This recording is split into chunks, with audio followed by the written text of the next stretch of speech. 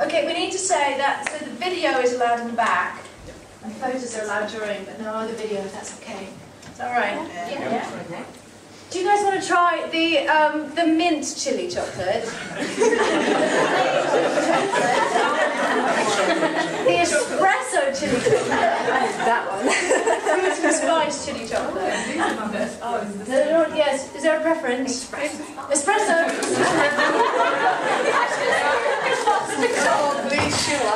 We're passing it around. Are you all right? Emma, do you want some chili chocolate? Gemma.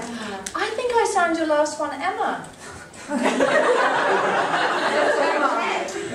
It might be too spicy. Yeah, if it's really spicy. My 4-year-old took some yesterday. He was trying to be really brave. It went wrong. Okay, passing down. Hopefully nobody was afraid of me. So just right off the bat, I just want to say thank you to Kathy and to Julie for arranging this book.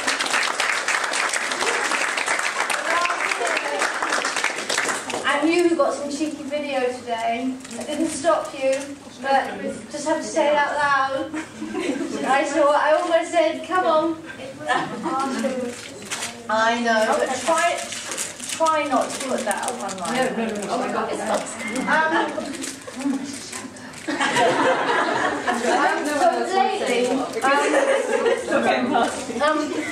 So lately, when I've been doing panels, are you doing all right with that chili? I do have some water if you want. I've been auctioning something off at the end. That probably everybody's out of cash already. I'd imagine we've been doing it on credit cards. But one of the things that what was it? There was a facility for being able to take the donation on a credit card before, but I don't have that facility today, so it would have to be cash. But so what I've also been doing is from now on, even though I'm only going to do a few more Comic-Cons, I'm going to wear the same thing at every Comic-Con. Because I'm tired of having to choose 3 different outfits for every weekend. So I've decided that it's from now on, it's this t-shirt. Does anybody know what this t-shirt means? No. Really? So apparently, and I only just learned this last week for die-hard X-Files fans, it's Conversation on the Rock. Which was a conversation that Mulder and Scully had. Yeah. And so I'm sitting on my rock right now having a conversation. So I'm going to auction it off at the end of the and I've been wearing it for 2 days. So. It might be a little bright. I don't have a spare t-shirt. And then I'll make another one for the next Comic-Con that I do, and it'll be the same, you know.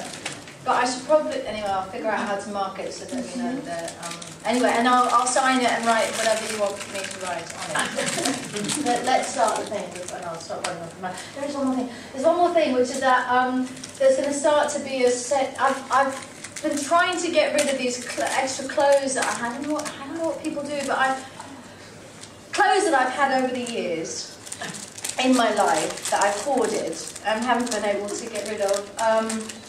Because some of them I've spent a great deal of money on, and thought of sending something that's worth a huge amount of money to sit in, you know, an Oxfam shop. Just doesn't. I can't bring myself to somebody to spend £5 on it. There's got to be a way for it to end up making more money. So for Say Yes, for the same charity, there's actually a website now for celebrities' clothes that they can siphon the clothes through. So I'm announcing that today. I think it goes live on the 17th of June. Anyway, it may turn out to be nothing, but at least I feel like something is, yeah. Okay, that's it. And now, yeah. Hi, everybody. So we're gonna. Are you trying a chocolate? It's hot.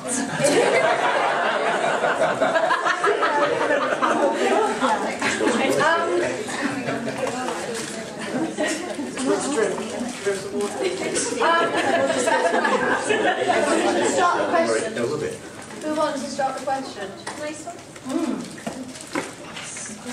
Do you have a bucket list? Well, I'm very, very close to you guys. It's freaking me out. So I have a bucket list.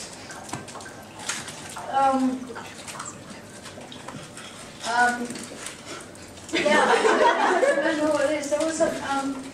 Well, first, I guess, first bucket list is potentially doing streetcar, which I've always wanted to do. I'm not sure whether that counts. And then there was something that I remembered the other day that I remembered to remind myself to remember. And now I've forgotten it. And I had something that's happening to do. Well, I do want to go to. I've been to lots of places in India, but I've never been to Varanasi, which is supposed to be one of the most spiritual destinations. And I also, at some point, I'm going to go with my sister and my daughter to Tibet to scatter my brother's ashes, because he spent a lot of time in Tibet. And so we've been trying to figure out when and how that might happen, orchestrate all of us going together. So those are two very high on the list. Yeah. So yeah. Yeah, I just wanted to ask you a question about playing Stella Gibson in Yeah. the Fall. Because you were right, she's a really intriguing character. It's hard to quantify though, isn't yeah. it? I mean, when I was trying to figure out how to talk about it before, other than just saying trust me. I can see why, yeah, it was difficult. Yeah, I don't quite know how else to... Well, I wanted to ask you, Connie, how you approach the character, because if, you know, so much is kept back, do you have kind of your own idea of what makes it tick in your head? And have you spoken to Alec Cooper about where the character might go if you do Series 2? We have talked in brief about where she might go. Haven't really talked that much about her past. It's funny because I did a radio interview when I was in New York recently, and it's the first time that somebody had actually asked me to verbalise how I got into that character, and I don't know quite how to put it into words other than it's almost like an absorption of the energy of the character off the page, rather than anything that is, you know, gets specific about. I mean, there are certain facts that we've come to know about her, and there are certain things that I can imagine would be her trajectory in terms of work, and certainly can explain personality-wise why she might respond to certain things in the way she does, based on how she might have come to this position, etc. But those don't really. Those add up to certain technical aspects of her, and can contribute to personality.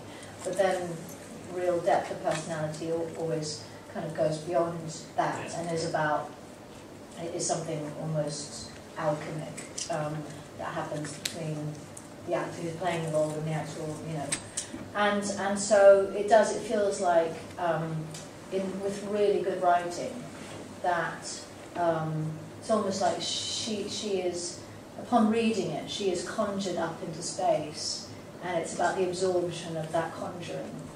If that makes any sense. I was going to say it's great, great cast, and I think it's a shoe for it. Definitely. Cool. Fantastic. Tell them.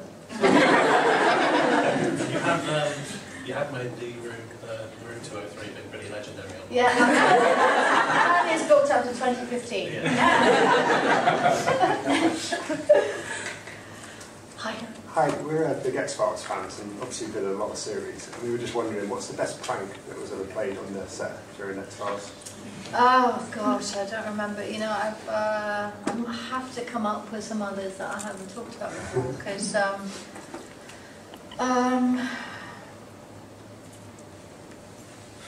I ever talked about the fact that I ended up with a penis, with a rubber penis.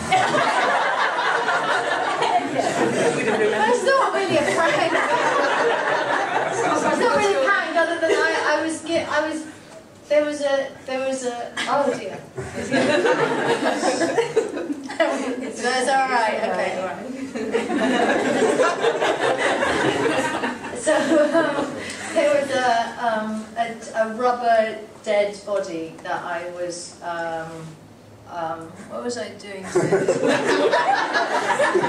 a rubber dead body on a table on a slab. Slicing and dicing, Julie. Yes, I was slicing and dicing. Except it was the first time that the body became entirely endowed. In the past, you know, you just see it's only a body up to the shoulders because usually there's a sheet or the sheet goes to the waist or something. But for some reason, this particular one was in its entirety,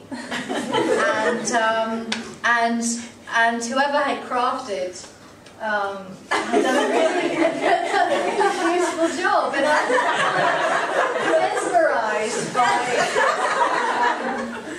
Lim, they gifted me one. Special effects department gifted me one, and I had it for a long time under a bell jar in my hand. And then I couldn't do that anymore because it wasn't appropriate. And so I wrapped it in tinfoil and stuffed it in and put it in a cupboard. And then at one point when I was moving, my housekeeper found it. And I forgot, it wasn't until I was kind of going through this mental list in my head of all the areas that I got, well, I got this area and I got that area in the house, and there was this little secret cupboard in my bathroom, and there were other things in there, and then all of a sudden I thought, oh no! And so I said, did you fart when you were... Anyway, so it wasn't necessarily a prank, but it was an appreciated gift. Anyway, good questions? Hi, Jim. I was just wondering if, given the opportunity, you would like to play in a James Bond film. And if so, would you rather play a Bond girl or a villain? I don't think I'd be hired as a Bond girl anymore. They like their Bond girls to be in their 20s. Or close to that. I've played a kind of pseudo-M character in a film called Johnny English Reborn, so Pegasus of MI7. But a real, yeah, I'd love to, but I'm not sure exactly. Yes. I don't have to precast myself. Yeah, absolutely. That would be lots of fun. Especially, you know, Craig was. Yeah. He and his wife are doing a play in New York that's going to go up. I think they're doing Plenty or something like that on Broadway together in New York. Which, when I heard that, it's something about the dynamic of the two of them on stage. It'd be very, very exciting. Rachel. Do you want me to sing a song? You don't want me to sing? Speaking of Broadway, do you enjoy doing theatre? I do. I enjoy it very much. It's I find it absolutely terrifying, and at the beginning of it, when we go up and in the first week and the week leading up to that week, and usually at some point halfway through rehearsal and at various stages on the show, I start to have panic attacks, and so every time I agree to do something, it's with the knowledge that that will likely happen again, and so I don't take it lightly when I decide to do something, agree to do something. But the other part of it, the other half of it, is that I enjoy it tremendously, and it feels like it's such a learning curve, and also the process of being on stage and keeping something alive in front of a live audience and keeping it interesting and finding the discovery process for an actor of continuing to grow in the role and to find new things all the time. It's such an amazing experience to be creating in front of people, to literally be creating in the creative process live. A lot of creative processes for artists of various forms are done quite privately. and that's so it's quite a unique situation, and it's both terrifying and exhilarating.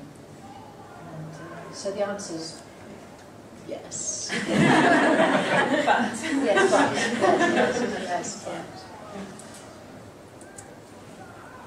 Hi. I'd like to, first of all, sorry for my English, I hope you will understand me. You've got great English. No, I don't. First of all, I'd like to thank you so much for being here, for that opportunity to see you again, for that panel, for photo shooting, for signing, for everything, for your commitment to charity. And your English is perfect. You're pretending, you're putting on a fake foreign accent. You're actually from Surrey. So, my question is, what do you think about your fans? You sign, by the way, thank you so much for signing in on Twitter and Facebook. Lots of people, follow you and, posting something on Facebook. So what do you think about your fans? Are you happy or is it scary? Are you reading sometimes our tweets or something like that? Well, I feel like, I'm literally only just getting into the hang of that part of social media, and it also completely terrifies me.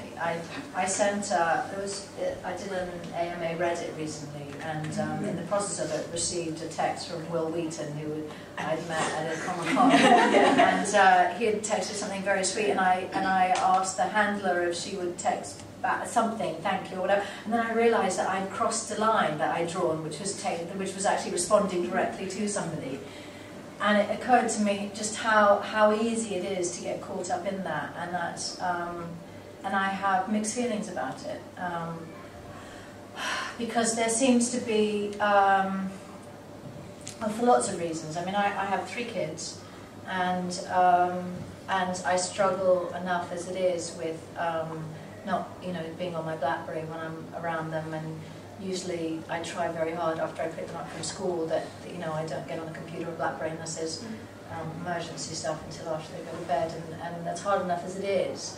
And so I'm afraid of getting caught up in the habit of that type of communication, and that before I know it, I'll be spending half of my life there, whether on Facebook or tweeting back and forth to people, but also it's very self-obsessed, and I try really, really hard to move away from that. I mean, there's enough self-obsession in my life anyway, without assuming that people are going to give a fuck what I have for breakfast.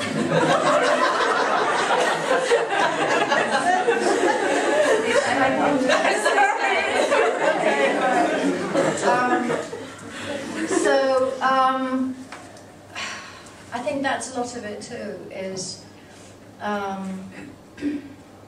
I try to my best ability to meditate or to do yoga, and I struggle in that. It's like I forget. I'll do it for 2 weeks every day and think, oh my God, this is great, I'm so glad I'm in the rhythm. I'll wake up the next Monday morning and just forget that I ever did, and then after Monday and I'm like, wait, what happened to the yoga? So it's kind of it's very easy for me to escape.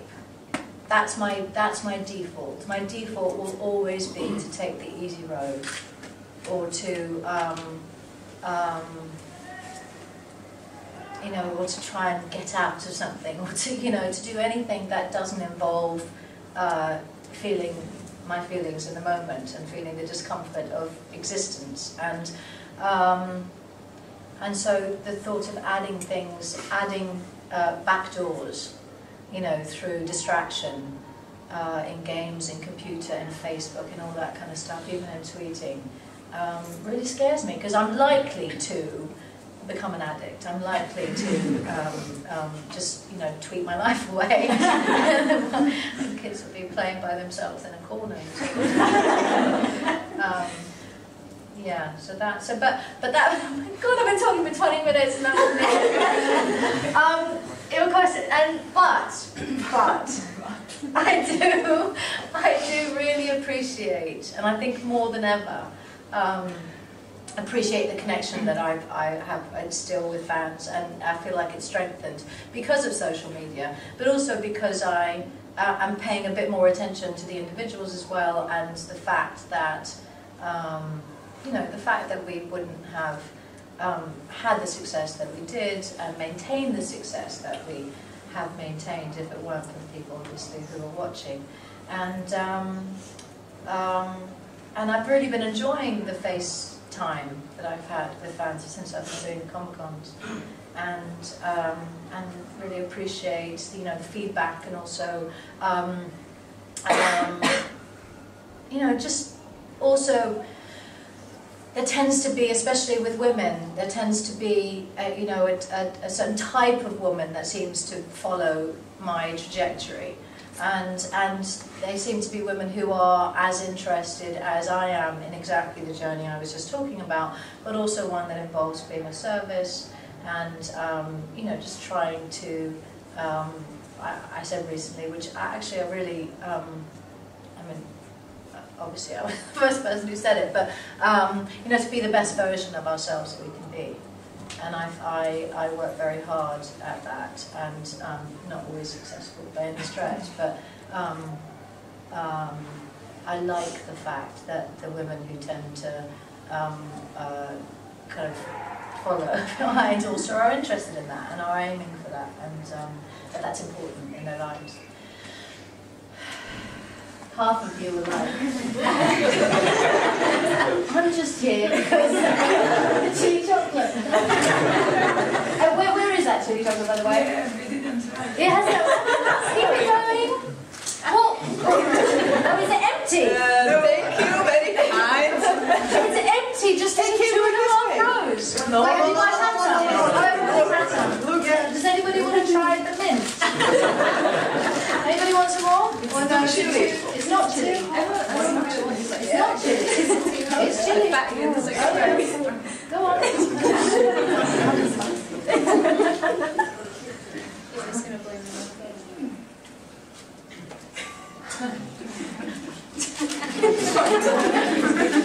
not chili.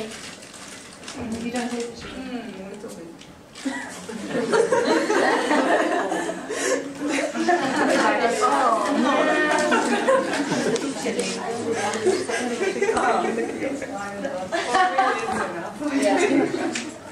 I understand you've done a bit of travelling, and I'm a bit of a traveller myself, so I just wondered what's the best place you've been to, what's your favourite place you've been to? I feel like I actually haven't been that many places. I haven't, as far as Asia is concerned, Japan and China, I had a 9-hour layover once in Japan, but it was literally a layover, and I haven't, so I'm interested in exploring that more, but I haven't explored South America at all. I've been to Brazil, and that's about it, so my travel has actually been quite predictable over the last few years. Most of the places I've been mostly to Sri Lanka, because I was working on a project there, and favourite places.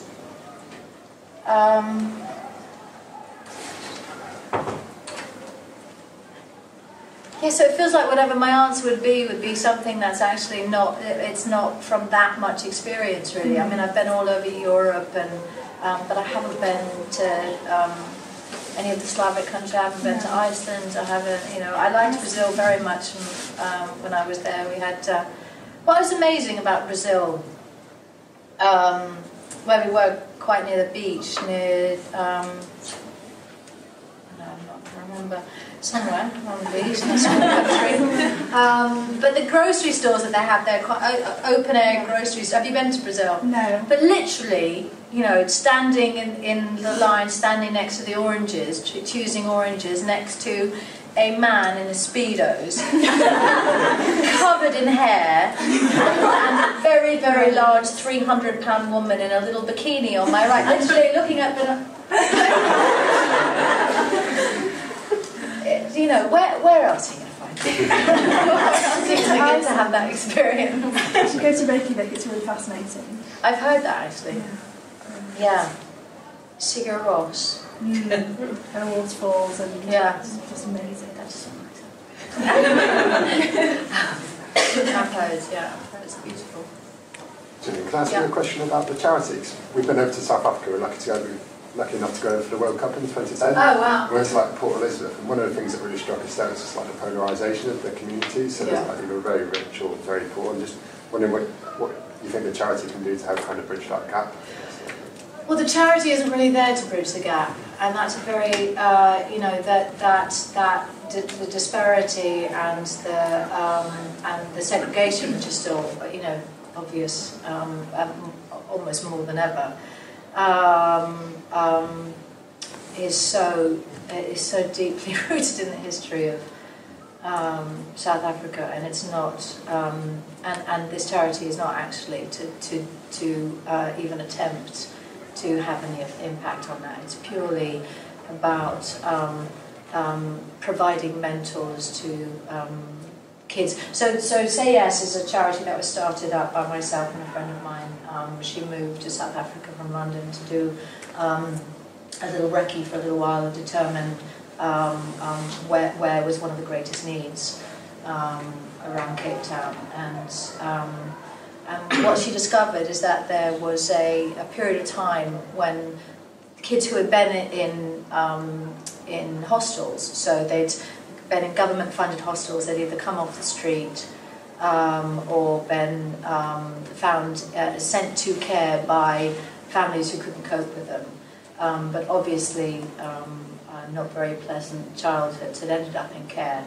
But the government funding for them actually stopped at a certain age, and then they were essentially put out back on the street with not many tools for moving into the rest of their lives.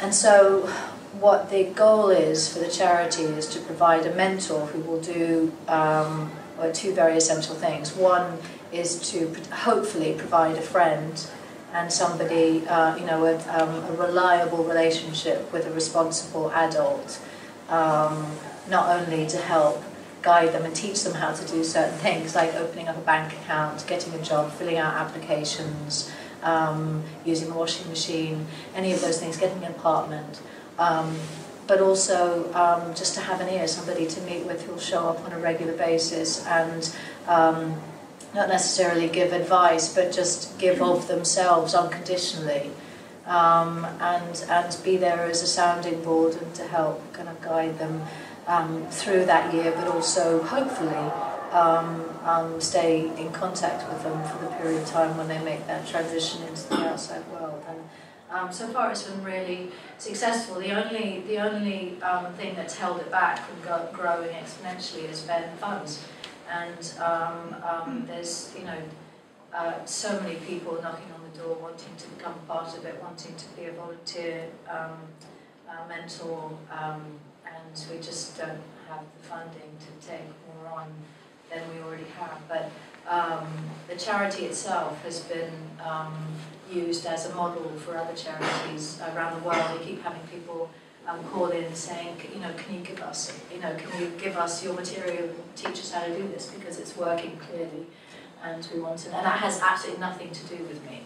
That is purely this woman, Michelle Potter, who has moved there, and she's an amazing woman who just happens to be really, really, really good at this kind of thing, and just knows how to communicate in a really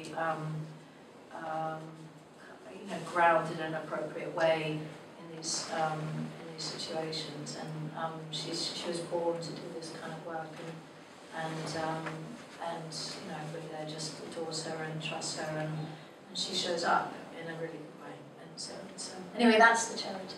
I will second that, Gillian, as I work closely with Michelle. Oh, do you? Yes, I do. Why? I'd like to well, because I'm an old age pensioner, and I've got lots of time to write. I do a documentation for her. Do you? Yes. What's your name? Keith. Hi, Keith. That's really cool. Thank you. That's all right. I enjoy doing it. She's great, isn't she? Oh, she's wonderful. I hope I get a chance to meet her one day. Are you thinking of hoping to go to South Africa to? One of these days, Yeah. but every time I think about the money I might spend, I think of how much good it would do for the charity. So Yeah. it's like having postcards and posters printed. When you look at the money you've spent and how much it might do for Michelle's cause, Yeah. you have to balance it up. So Sure. spread the cards, guys, please. That's great. Thank you so much. Okay. Hi. Hi. You've acted both in the UK and in America. What would you say the difference is between acting here and over there?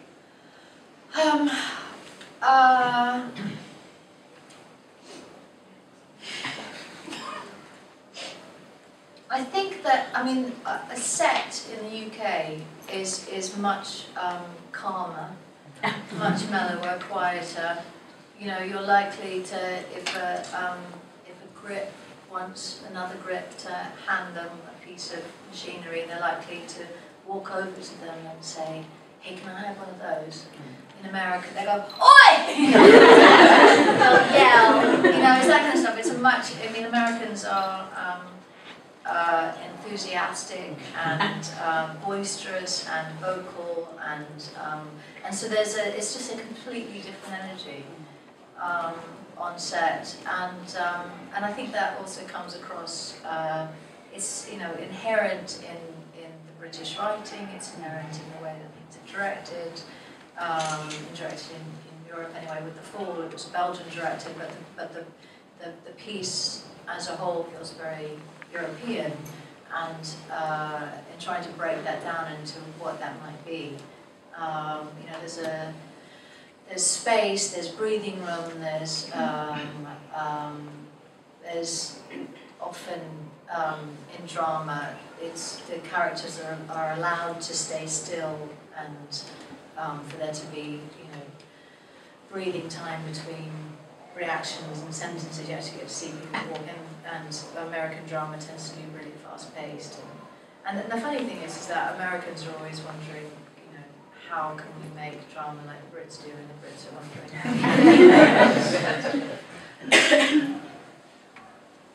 how. I recently spoke to Jerry Ryan, who was in Star Trek, and she talked about when she started working on TV.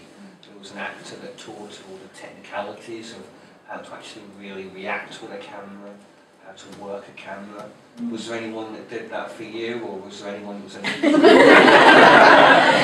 you just had to learn by mistake or by... Yeah, by mistake. Yeah, no, there wasn't really. I mean, I actually remember, oddly remember, in the pilot, trying to hit my mark. You know, for actors they draw marks, or they take marks on the floor. Or if you David Duchovny, you spray a red cross on the A little bit different, but yeah. So I actually remember the confusion of having to do take after take, because I kept overshooting my mark, which meant in the old days, when there was the focus puller, would judge by sight how, you know, he'd measure the distance between the lens and where that mark was, and if you overshot it, most of the time they'd catch you because they were watching. These days they often have digital, you know, it actually does it for you a lot of the times. The whole camera system does. But if you overshoot it quite a lot, which I think I did in the beginning, it meant that you were out of focus and you had to do another take. But I remember very clearly back then trying to get that right, trying to feel where a mark was, or there's a way of seeing it out of the corner of your eye. For a long time, actors, what they'll do when they're young and aren't used to doing it, will end up looking down at the last minute and get it, and that's obviously doesn't work in a scene. But I do actually remember those moments, and also just having no say, you know, often you have to lean a particular way so that you stay in the light and all those little things. And, it was trial and error, really.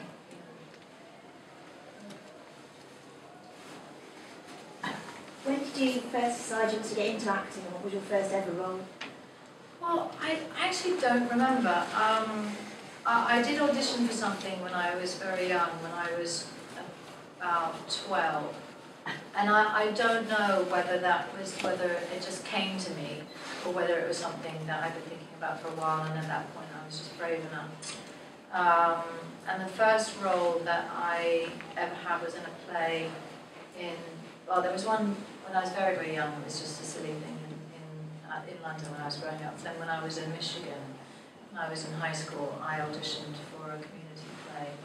I think when I was around 16, and was cast in, it was called And a Nightingale Sang, and oddly was a British story about, I think it was World War II. What would you have done if you hadn't gone into acting? That's a very good question. I probably would have, I don't know, I might have gone into, I probably would have tried hard, even if I hadn't gotten into the college that I got into. I decided that I wanted to get into a college in Chicago that was actually quite hard to get into, and I just assumed I would get in and didn't actually have a plan B. And there was a big audition process where you had to go back, and then once you got in, you had to be invited back every year to continue to be a part of it. But I miraculously got in. I probably would have still tried to go at it. I probably would have moved to New York or something after graduating high school or something. But I mean, I do have other interests, but they're also their interests, like, you know, art and writing too, which don't necessarily equate to, you know, conventional careers. So it's highly possible that I would end up on the street.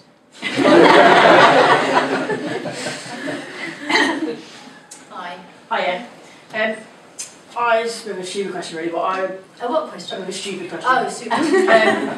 A couple of weeks ago I met an Olympic gold medalist, and I thought I'm going to play this really cool and not geek out, but I majorly geeked out. And I just wondered if there's anyone you ever met and you thought, I'm going to play this cool, but then you just like... Yes. Well, the funny thing happened actually just the other day here. Yesterday, as a matter of fact. But it's so weird because I actually don't... This is so embarrassing. Sorry. Well, no, what's so weird about it? Okay, so my 6-year-old, all of a sudden, as a Christmas gift, my boys were given like this miniature little pool table and a miniature, what's it called, air hockey table. And just literally in the past month, the 6-year-old has got into the pool table. So he talks about it all the time. And then his dad ended up getting this little one that kind of stands up. But he wanted to learn how to do things that I don't know how to do. And so we YouTubed, you know, the best, you know, pool shots of all time or whatever. And Ronnie O'Sullivan came up. And so we watched quite a lot of Ronnie O'Sullivan. There's like a couple games where the other guy, I mean, it's his snooker, the other guy doesn't even get a chance to hit the ball. You know, and so my 6-year-old was completely, you know, gobsmacked. And he practices all the time. Now, I don't know what this means. I don't know, is this going to last, you know, 2 weeks, or is this going to be what he does when he grows up? But so just because I've spent a little bit of time with Ronnie O'Sullivan online, I asked him outside. I totally geeked out. I was like, what, aren't you? Like I said, you played pool, right? He said, well, I play snooker. So there you go. Well, thank you. Go ahead. First of all, I have to apologize again. No, it's okay, it's alright. Okay, but my question is when you... But you know, when you look at it, it's going to be going right up my nose. The whole video. It's not a video. Okay. When you're reading a script and working on a character, at which point do you decide on certain habits or the kind of voice, especially Miss Havisham, very special voice and this scratchy thing on your hand? Is it sometimes scripted, or do you talk to the writer, okay, Scully, for instance, get this tongue thing, you know, the Scully tongue? This certain habit, you know, and this...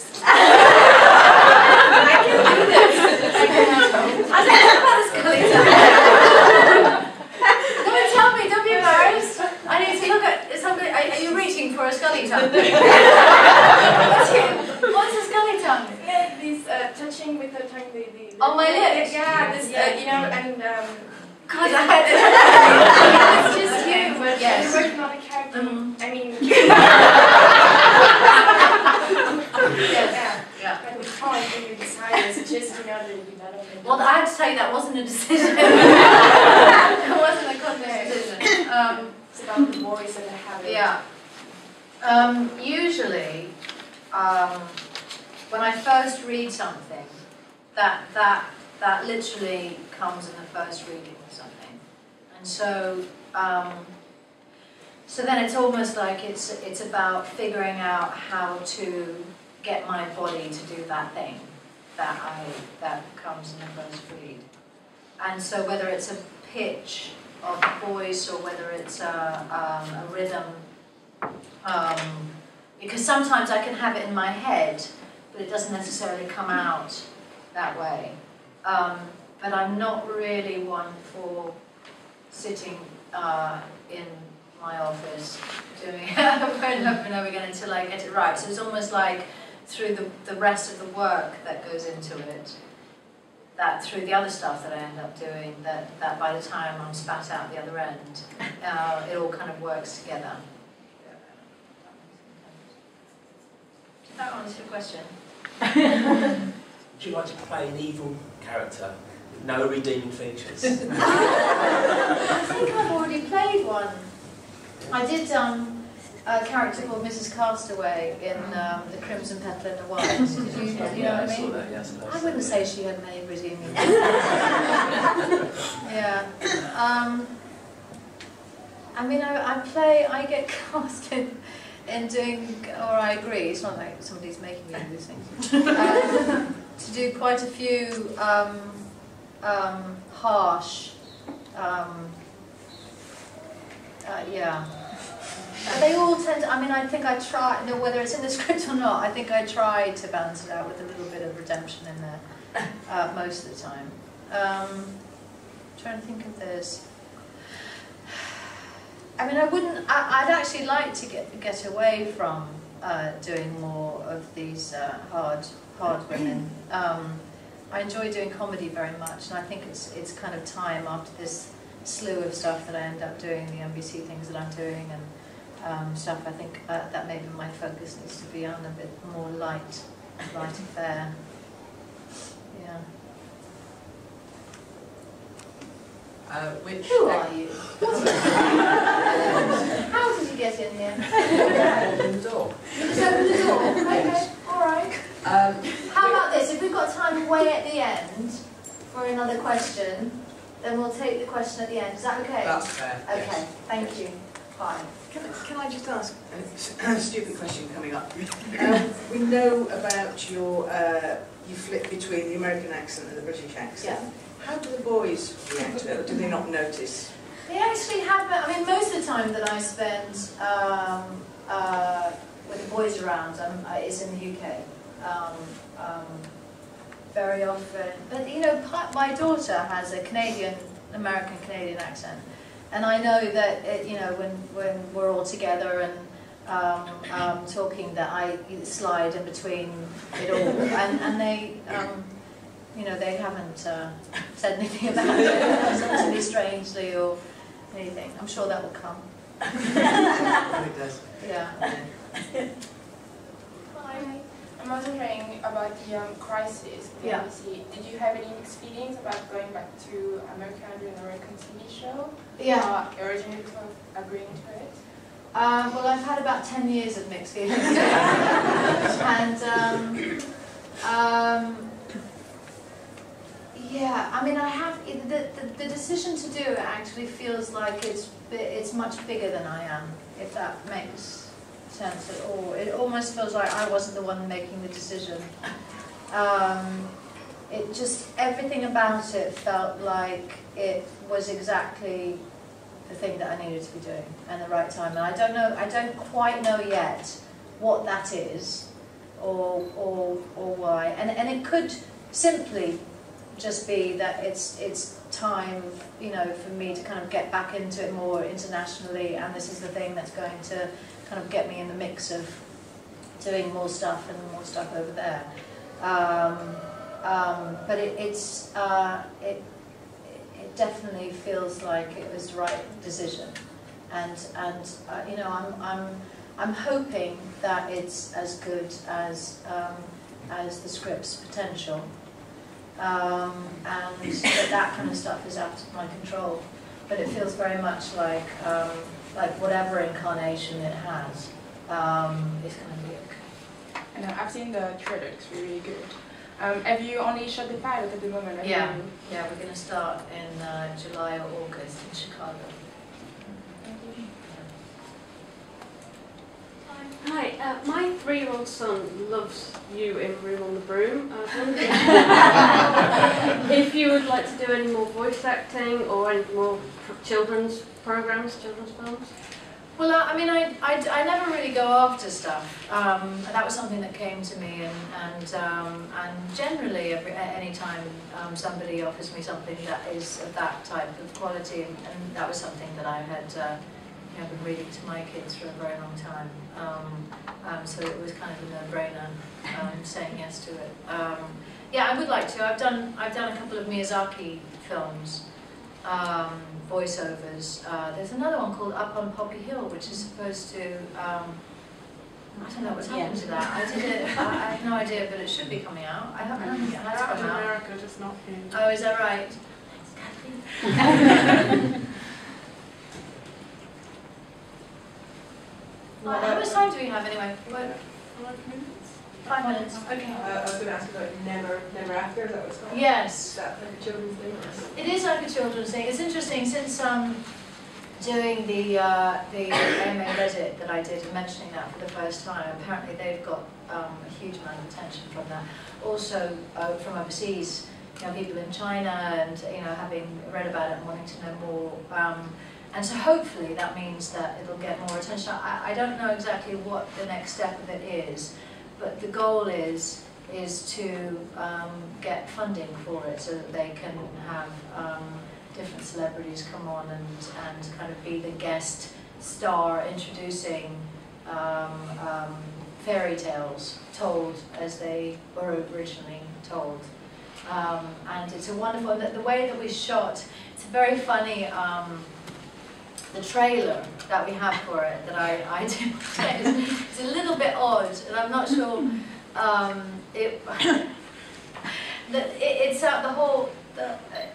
just odd in it. How what I'm doing. And part of it is the teleprompter and getting all the orchestrations right. There are things that I'm doing while I'm talking, which I apparently am not very good at. There's what also goes on behind me is it's almost like it's on the set of a film, almost like in a soundstage, and the crew are bringing in fake trees and fake moss and setting them out, and there's a chest full of costumes and an old-fashioned fake kind of beating heart that like how special effects would have been done in the first season of Doctor Who, rather than how they've done that kind of thing. So it's got strings and it flies away and there's these great little flapping wings. I tried to steal it, but it wouldn't let me. I think that's basically the feel of how it will be. It'll feel very. What is the person who asked me the question? Sorry. It'll feel very kind of old-fashioned and something kind of magical about it in the way that we used to see things when we were younger, or at least I was younger. And so it has great potential, and I hope that we get funding and that enough people are interested in being part of it. So that's it. One more, and then we'll take the intruder in the back. I think the intruder has a ticket. Yeah. Quite quick. Have you ever had is there a dream role or character that you would like to play, if not had the opportunity, or do you just look for good characters in things that you're offered? There are actually a few of them, but they're more in regards to theatre, characters that I'd like to play. And I didn't actually realise it until a couple of years ago. I've been asked for years, and there's been one that I've been most interested in doing, and then all of a sudden I started to realise that there were actually a few, and since I'm only I only generally do theatre every 3 or 4 years. I need to kind of space out based on the age of the character when I'm so there's a few of them. And in terms of film and stuff, I'd love to do more independent films, you know, the types of films that Philip Seymour Hoffman or Catherine Keener and that kind of stuff. I hope to start doing more of that kind of thing. I hope you do. Good luck. Thanks. Young man. Is there a particular playwright or playwrights that you really enjoy acting the work of? Well, I actually haven't done that much theatre on the whole. I see a lot of theatre in London, and I buy a lot of plays at the end when I really like something. I saw something the other day at the Almeida called Chimerica, which is really, if anybody gets a chance to see it, it's a really amazing play that's about China and a relationship with America. Well, I won't go into it. But anyway, so a particular player I used to love. I mean, I still love Stoppard a lot, but specifically for a couple of his plays. I've always been a fan of Pinter and Beckett, but there's a lot of contemporary playwrights that I know that I'm a fan of, but I haven't memorised their names yet. I think that's it. Oh gosh, it's auction time. But I don't know, you guys don't seem like you might be that interested in the TV. What? Let's have a try. I don't even know where to be. See, the problem is that I'm too close to you right now. It's going to be really awkward if I try and auction this. I don't know how to do it.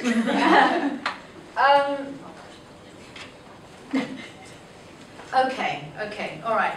Are you all right if we start with £20? Would that be okay? Okay, let's start with £20. Who would like to buy this smelly t-shirt? £20.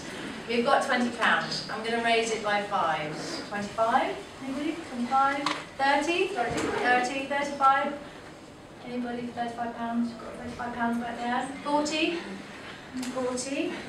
Is that? No. 45, thanks. 50? 50 back there? 55? 55, all right. 60? 60? 65? 65? 70? Oh, it's going quite well. 70? 70? 75? Anybody? 80? 85? 85 in the back? 90? 90? 95? Sir? 95? What, 95? 100? 105? Cash machines. I'm sure there's a cash machine. She's going to borrow you. Yeah. Okay, alright, so I think we're at 105. Yes? 105, 110? Sir, 110? Okay, so why don't we make this quicker? How about 120? Yes. Yes. 100. Oh wait, 130? 130, sir? Yeah. 140? 140? There might be a point, I will not take it personally. It's not why you're saying. You know what I mean? Okay, we're at, okay, 150? Sir? Okay. Alright. I think that he said he's not sure how much cash he has on him, so it might be just based on that. You've got some up in the room. How much longer am I here? Oh, I've got a whole thing, yeah, so we can arrange the time for you to go up in your room and get the cash if somebody has cash up in the room. So 150, yes. 160, yes. 170. It's okay, I won't take it personally, remember? 170? 170. 180? Yes? No pressure. 180? 180? Sir? 180? 180? Have you reached your limit? You'll do 180, 180, okay, 190? 185. 185? 190? No? Alright, he's done. You have it for 185.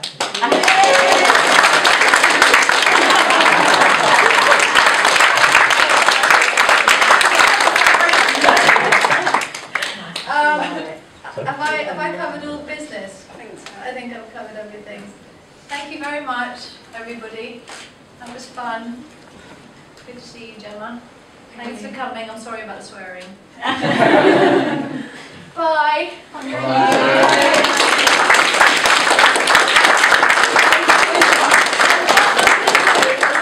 I'm going to do the photo ops in it, and then after, are you going to be in the photo ops? Okay, so I'll see you there, and then I'll change shirts. So this will take the cash. Or I'll take the cash. Don't my chocolate. Take your chocolate, yeah.